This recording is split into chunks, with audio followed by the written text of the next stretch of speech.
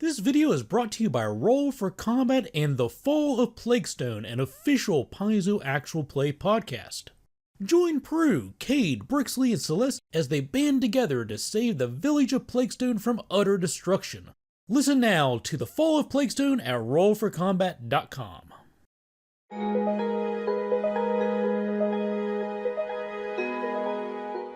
Hey everybody, Dave here with another Pathfinder rule reminder for you, and today's question is, can I, as a medium-sized character, kill and then use the weapon that was wielded by a giant? What are the bonuses or penalties involved in wanting to pick up and use a weapon that was crafted for a creature that is a larger size than you? And there's not a whole lot of really concrete rules in this area. One of the barbarian instincts includes an ability called Titan Mauler that allows a medium-sized creature to pick up and use a large-sized weapon.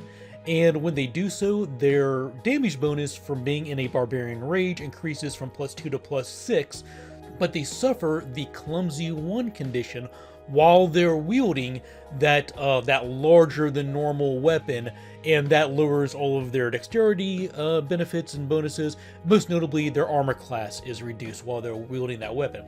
But that is one way within Raw that allows for a character who is medium-sized to pick up and use a large-size weapon. Outside of that Titan Mauler instinct ability for barbarians, I haven't really found anything concrete, but there's some things we can look at to see how you might want to make this an option within your games. The first thing to be aware of is large weapons do not inherently deal more base damage.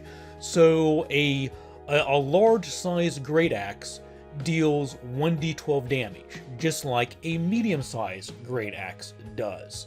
And if you look at an example of a frost giant, their stat block shows that they are carrying +1 striking great axes, and they deal a base damage of 2d12 damage. And so right there, striking rune adds 1 die to the base damage. That is where it's getting the 2d12.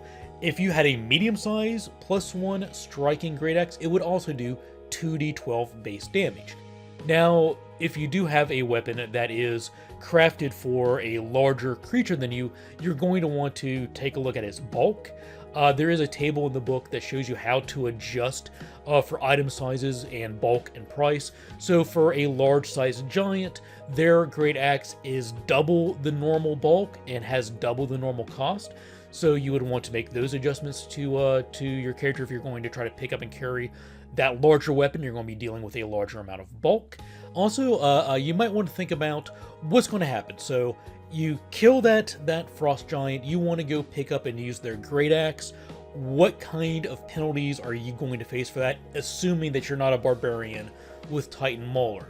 So there's no hard rules here. You're just going to have to figure out what works best for you and your table. I would think, at the very least, if the Titan Maulers are facing a Clumsy 1 condition, you will at least be facing Clumsy 1 as well.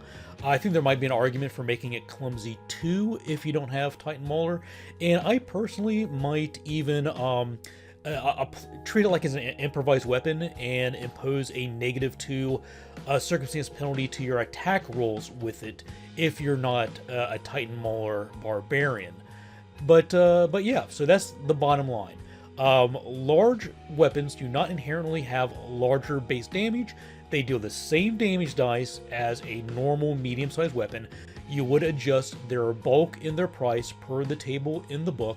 If you are a Titan Mauler barbarian, then you are able to get a bonus to your rage damage, a +4 bonus to your rage damage, and you're able to use a large size weapon freely, only suffering a -1 penalty due to the clumsy condition that you take on when you have that weapon.